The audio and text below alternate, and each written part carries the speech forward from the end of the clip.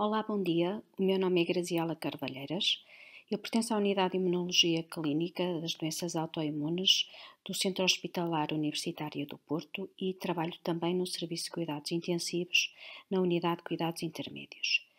Vou aqui falar-vos sobre microangiopatia trombótica no doente. A microangiopatia trombótica é uma entidade patológica caracterizada por trombose dos microvasos e é por isso um diagnóstico histológico. Contudo, na nossa prática clínica, o diagnóstico é aferido mediante a apresentação analítica de uma anemia hemolítica microangiopática, trombocitopenia e um contexto clínico que se enquadra numa entidade desencadeada por esta microangiopatia.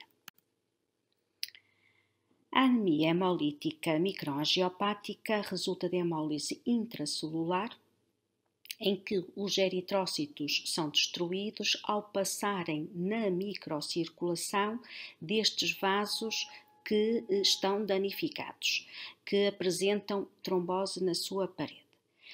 Surge então hemólise intravascular, que se caracteriza por uma reticulocitose, portanto uma medula que tenta compensar esta destruição eritrocitária, uma elevação da DHL, um consumo de aptoglobulinas e uma bilirrubina total, uma bilirrubina indireta aumentada.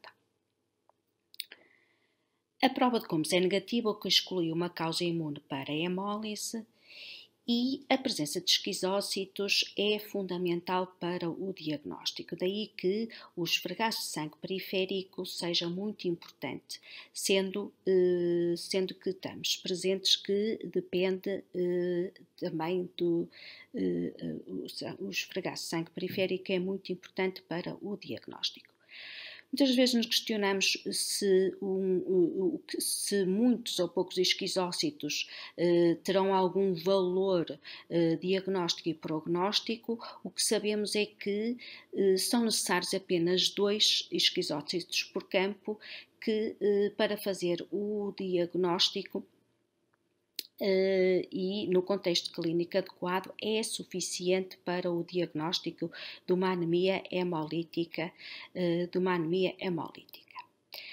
Ressalvo aqui uma consideração que a anemia hemolítica microangiopática nem sempre depende de esta microtrombose vascular. Ela pode surgir também associada a outras entidades, como as próteses valvulares ou outros devices cardíacos, acessos vasculares, como o TIPS, em casos de anemia megalobástica e na hemoglobinuria paroxística noturna.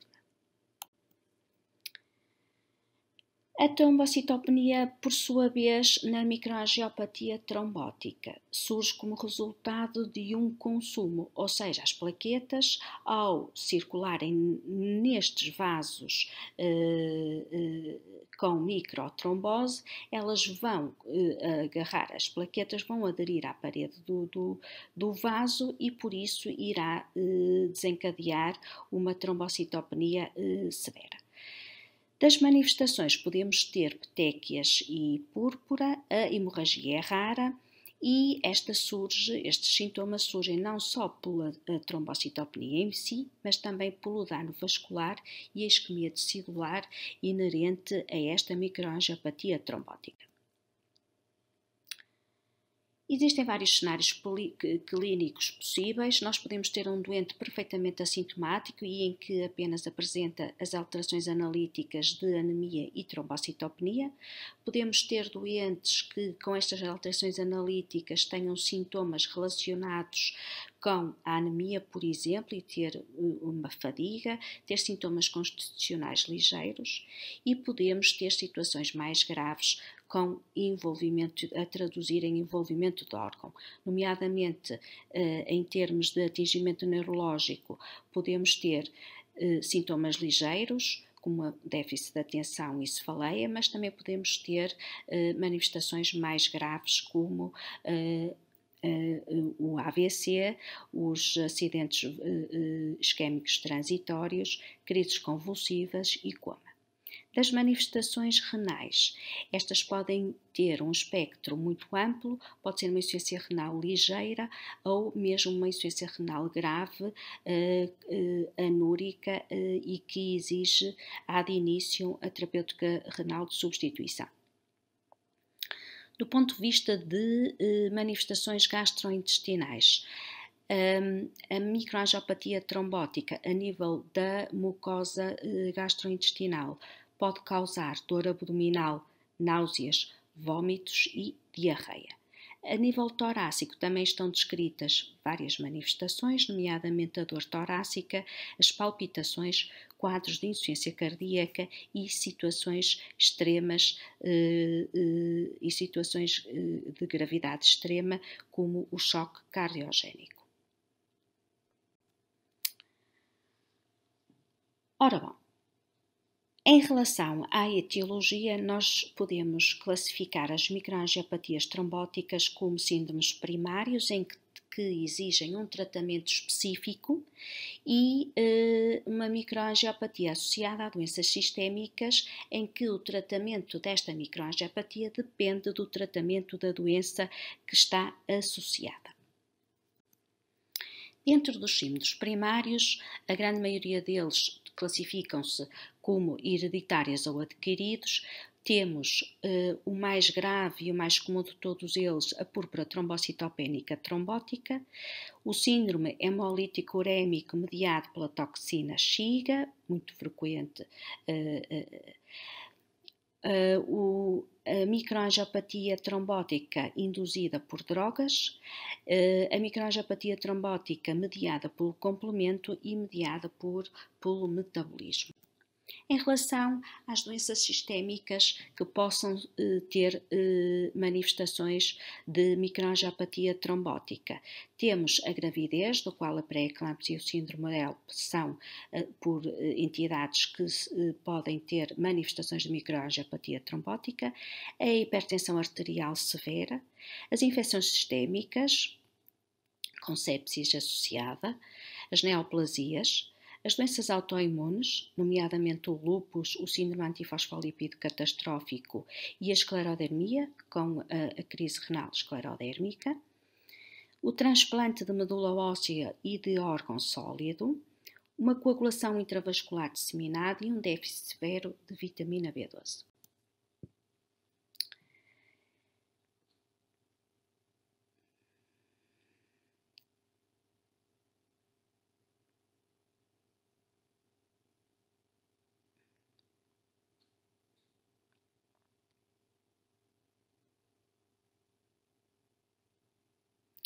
Nesta publicação,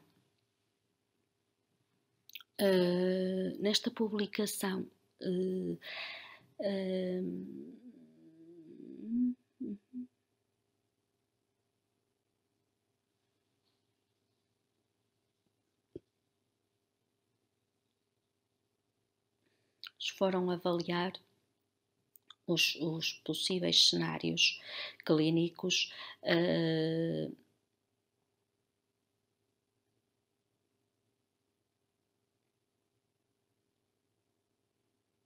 e vemos que nos síndromes primários, em ambos os espectros de idade, a púrpura trombocitopénica, a PTT, é a mais frequente, sendo, contudo, ligeiramente mais frequente nos doentes com idade superior a 60 anos. O síndrome hemolítico urémico é o menos comum, seguindo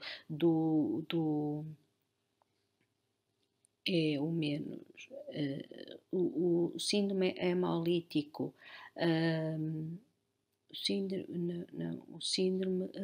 a microangiopatia trombótica mediada pelo complemento é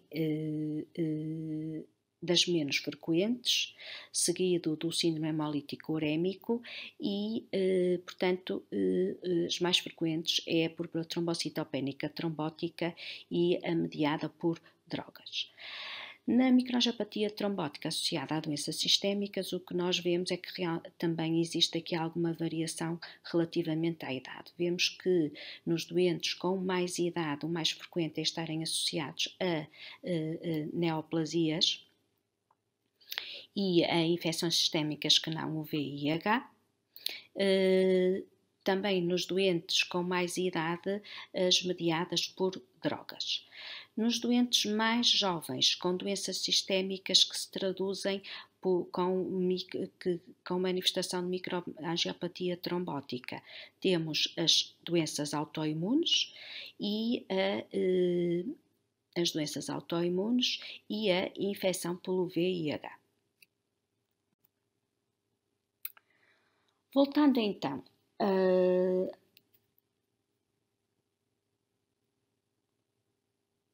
a púrpura trombocitopénica trombótica é uma entidade que é uma emergência médica que, se não for tratada, é associada a uma elevada mortalidade, com uma taxa de mortalidade superior a 90%. Das manifestações clínicas, ela caracteriza-se por uma anemia hemolítica microangiopática e uma trombocitopenia graves, regra geral, uma anemia inferior a 10, que pode muitas vezes chegar aos 7 gramas por decilitro, e uma trombocitopenia severa, muitas vezes inferior a 30.000 plaquetas. De outras manifestações, as manifestações neurológicas graves são comuns, ao passo que a lesão renal é pouco frequente e, quando existe, ela é ligeira, nunca com valores de creatinina superior a 2 mg por decilitro. Podem coexistir outras manifestações, nomeadamente cardíacas, gastrointestinais. Chama a atenção que na PTT, as manifestações gastrointestinais surgem posteriormente às alterações hematológicas, daí que no diagnóstico diferencial com o síndrome hemolítico urémico, passa-se precisamente o contrário, em que primeiro nós temos o quadro gastrointestinal e depois é que surgem as alterações hematológicas. E nós devemos, quando nós temos um doente com uma microangiopatia trombótica associada a manifestações gastrointestinais, é muito importante nós esclarecermos esta causalidade temporal. Depois podemos ter também manifestações de pancreatite, tiroidite e envolvimento das glândulas suprarrenais. Já o envolvimento pulmonar é raro.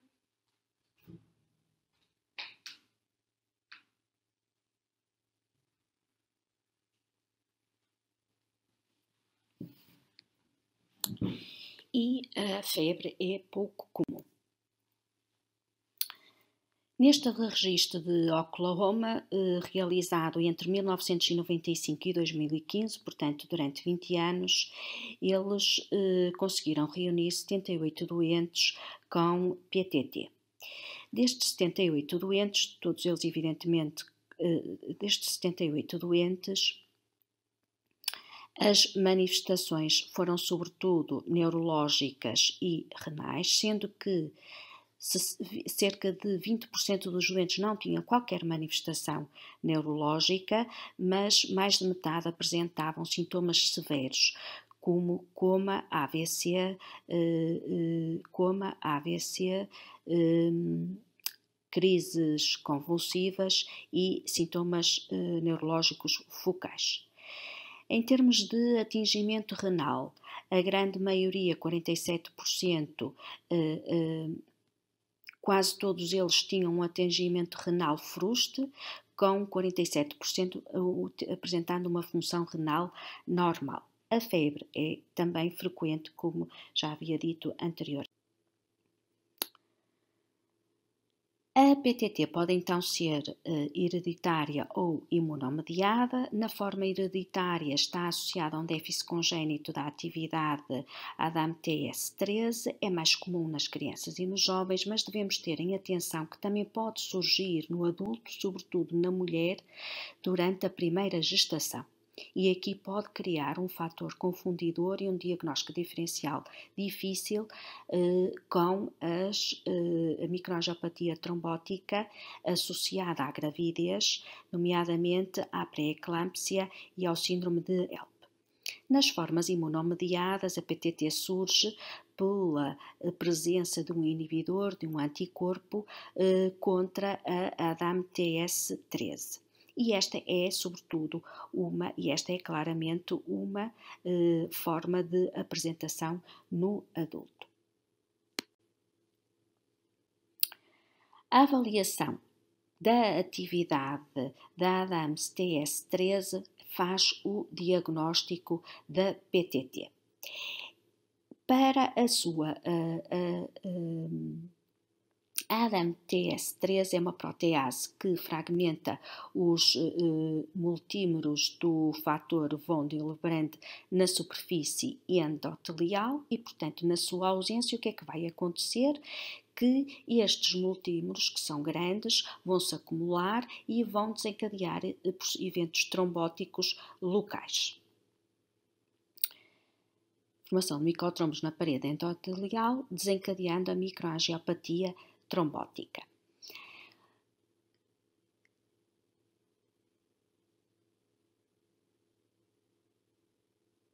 A avaliação da atividade da ADAM-TS13 faz então o diagnóstico definitivo de PTT. Contudo, esta é uma técnica que não está disponível em todos os hospitais, demora alguns dias a termos algum resultado e, por isso, a avaliação da atividade desta protease não deve nunca atrasar o início do tratamento para uma suspeita de uma PTT.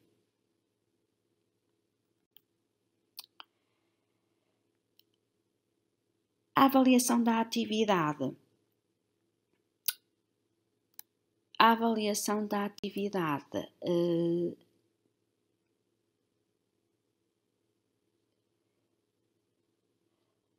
Na presença de uma atividade inferior a 10%, nós estamos perante um déficit grave da atividade da ADAM-TS13, confirma o diagnóstico de PTT e, portanto, nós estamos com um diagnóstico definitivo e avançamos ou mantemos o tratamento dirigido.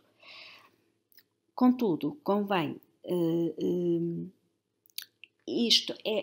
o diagnóstico não se pode ser apenas mediante a avaliação da atividade da ADAM-TS13. A baixa da atividade desta enzima, desta protease, também está associada a sepsis e a neoplasia associada à microangiopatia trombótica também pode dar uma baixa atividade da ADAM-TS13. Valores de atividade superior a 10%, entre 10% e 60%, levanta-nos a dúvida se estamos perante ou não uma PTT. Sabemos que nestas circunstâncias nós podemos ter a sepsis, a neoplasia e transfusões prévias podem induzir uma baixa atividade desta enzima e não significar que seja uma PTT. Daí que o contexto clínico global deve sempre ser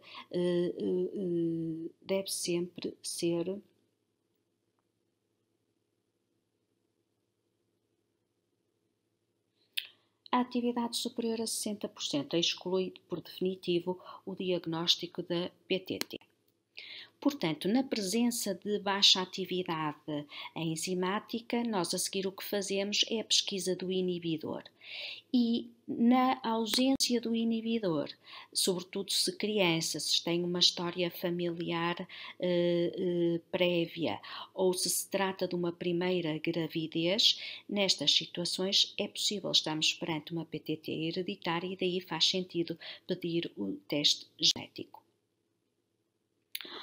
Ora bom, então, Nós, perante uma microangiopatia trombótica, nós, num contexto clínico compatível, nós devemos sempre confirmar que se trata de uma anemia hemolítica microangiopática, devemos excluir doenças sistémicas que possam cursar com esta forma de apresentação e devemos ser rápidos e céleres a identificar e tratar a PTT.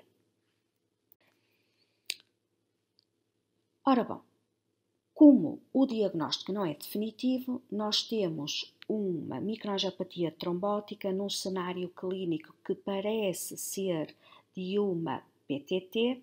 O que nós fazemos a seguir é temos uma ferramenta que é o Plasmic Score, em que ele nos vai predizer é um score de avaliação preditivo da microangiopatia trombótica associada a um déficit severo da atividade da ADMTS13. Este score avalia para este score basta os parâmetros que entram para este score é uma trombocitopenia inferior a 30.000 plaquetas, é hemólise, ausência de neoplasia, ausência de transplante de medula óssea ou de órgão sólido,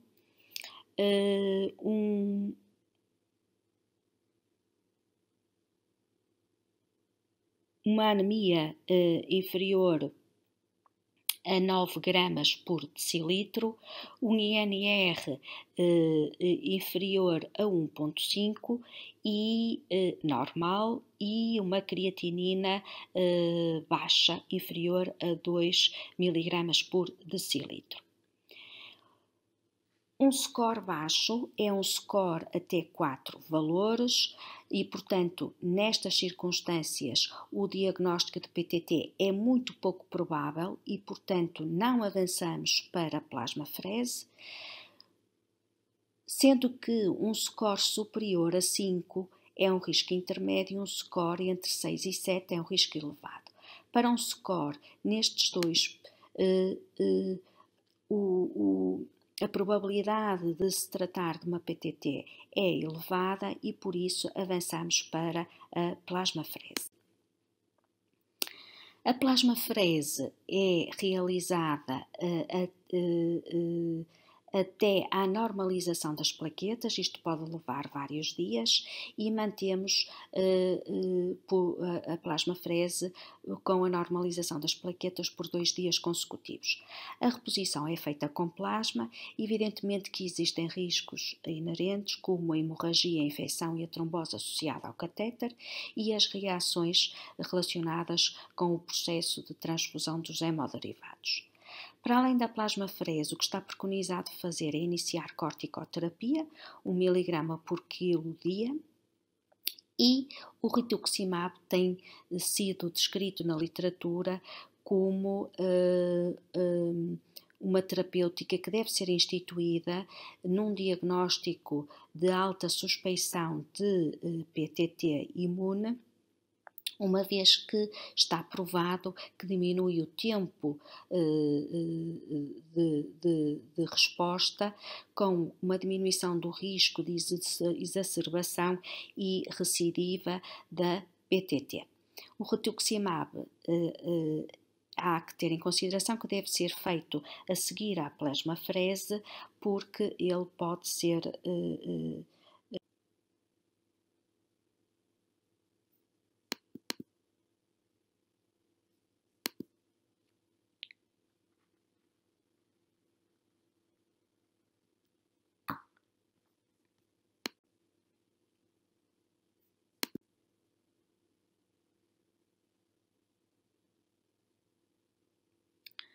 as plaquetas normalizando por 2 dias consecutivos, paramos a plasmafrese e iniciamos o desmame do corticoide.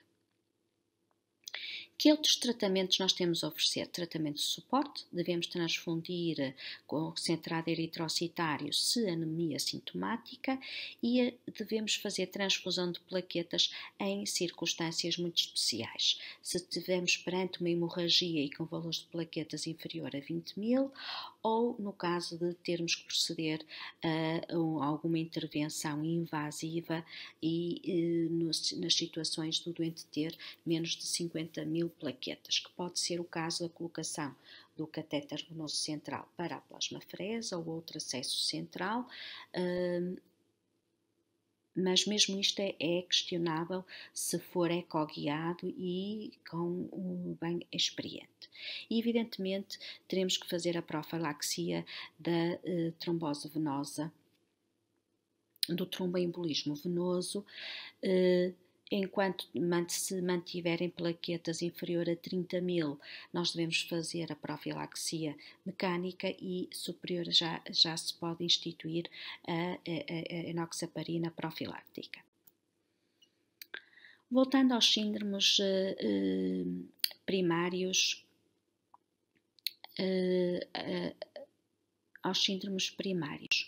Em relação ao síndrome hemolítico urémico, é muito mais frequente. O síndrome hemolítico urémico pode manifestar-se através de uma dor abdominal aguda e uma diarreia que é, regra geral, sanguinolenta. Estas alterações precedem as alterações hematológicas e temos que ter isto em consideração. São situações menos frequentes, geralmente associados a surtos, a exposição a gado ou comida estragada ou mal cozinhada. A lesão renal é frequente, regra geral moderada a severa, muitas vezes numa forma anúrica, e o diagnóstico passa pela identificação nas fezes da E. coli, o serotipo O157H7, ou então a identificação, o isolamento da Shigella disenteria e da toxina Shiga. O tratamento é sobretudo um tratamento de suporte, muitas vezes com a técnica renal de substituição.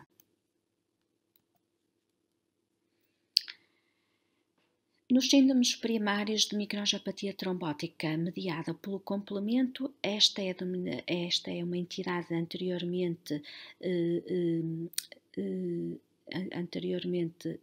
descrita como o síndrome hemolítico urémico atípico, agora já não se utiliza esta definição, e trata-se de uma microangiopatia trombótica na ausência de déficit grave da atividade da ADAM-TS13 e ausência de identificação da toxina Shiga.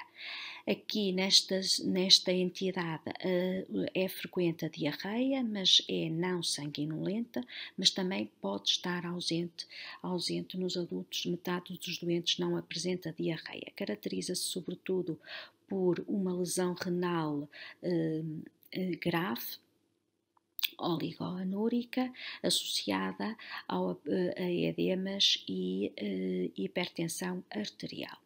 A forma hereditária está relacionada com a mutação heterozigótica no gene que codifica a proteína reguladora na via alternativa do complemento, e a forma adquirida é por o aparecimento do inibidor do fator de complemento H e I.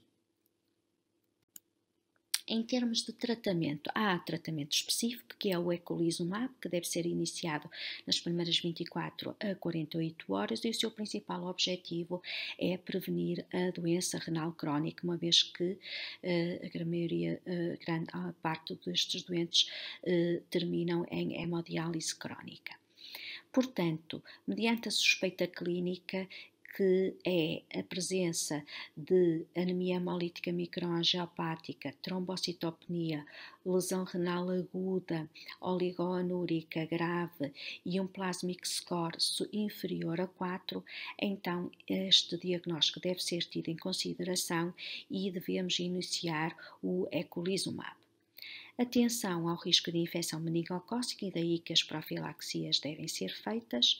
Se eventualmente não conseguirmos excluir de todo que o doente tenha uma PTT nem uma microangiopatia trombótica mediada pelo complemento, podemos eventualmente associar a plasmaferese ao eculizumab, mas o eculizumab deve ser feito imediatamente a seguir à plasmaferese, uma vez que é depurado por esta técnica. Nos síndromes primários de microangiopatia trombótica induzida por drogas, esta, como já vimos anteriormente naquela casuística descrita, é frequente no adulto. Temos duas formas, a forma imunomediada, que é de instalação aguda com uma lesão renal aguda severa.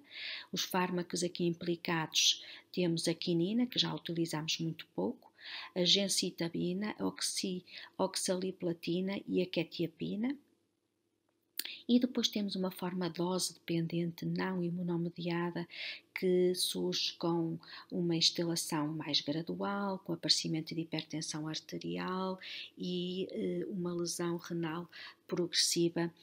E esta forma está associada a fármacos como a gemcitabina, a mitomicina, a ciclosporina, o tacrolimus, o bevacizumab, a oximorfina e a cocaína. Nesta entidade, o tratamento obriga à suspensão do fármaco e depois a um tratamento de suporte com a técnica de suporte renal, técnica dialítica de suporte renal. Por fim, a microangiopatia trombótica mediada pelo metabolismo está associada à deficiência da cobalamina C, que interfere no metabolismo intercelular da vitamina B12, é uma forma hereditária com mutação no gene MMACHC, frequente, que se manifesta logo nos primeiros anos, no primeiro ano de vida, mas também pode surgir no adulto. Caracteriza-se analiticamente por um aumento, uma homocisteína aumentada, um ácido metilmalónico também aumentado e uma metionina baixa. O tratamento passa por suplementação com hidroxicobalamina, betaína e ácido folínico. Em conclusão, portanto, a microangiopatia trombótica, no cenário clínico, a microangiopatia trombótica traduz-se por uma anemia hemolítica trombótica, trombocitopenia e um contexto clínico ajustado. Em relação à etiologia, podemos ter os síndromes primários e as doenças sistémicas associadas. A nossa estratégia, a nossa abordagem no doente será excluir as doenças, será confirmar evidentemente que estamos perante uma anemia hemolítica trombótica e uma trombocitopenia neste contexto clínico, excluir doenças sistémicas, daquilo que vimos vindo a falar, e depois focar-nos nos síndromes primários. Evidentemente que a PTT é uma emergência e que nos centrará toda a nossa atenção. Como é que nós fazemos isto?